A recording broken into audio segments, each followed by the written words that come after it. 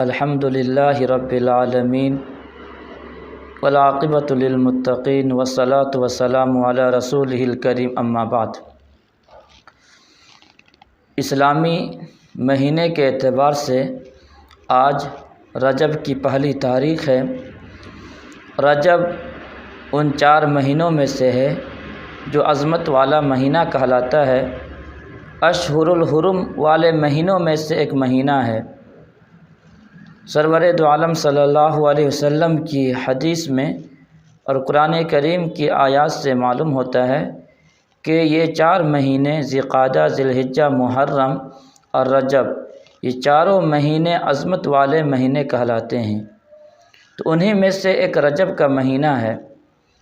جب یہ عظمت والا مہینہ ہے، احترام والا مہینہ ہے، حرمت والا مہینہ ہے، تو اس مہینے میں انسان عبادات کی زیادہ سے زیادہ کوشش کرے، عبادات میں اپنے آپ کو لگائے، گناہوں سے بچنے کی فکر کرے۔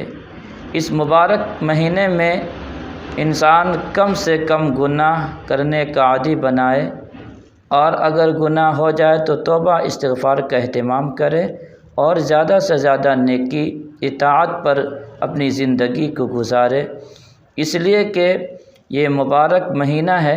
علماء نے لکھا ہے کہ جو انسان 4 مہینے جو حرمت والے 4 مہینے ہیں، ذی القعدہ، ذی الحجہ، محرم اور رجب، ان 4 مہینے کو اطاعت اور نیکی پہ گزارے گا تو اللہ تعالیٰ پورے مہینے میں نیکی کی توفیق عطا فرمائے گا، اور جو ان 4 مہینوں میں گناہوں سے بچنے کی فکر کرے گا، اہتمام کرے گا، اللہ تعالیٰ پورے سال گناہوں سے بچنے کی توفیق عطا فرما دیتے ہیں۔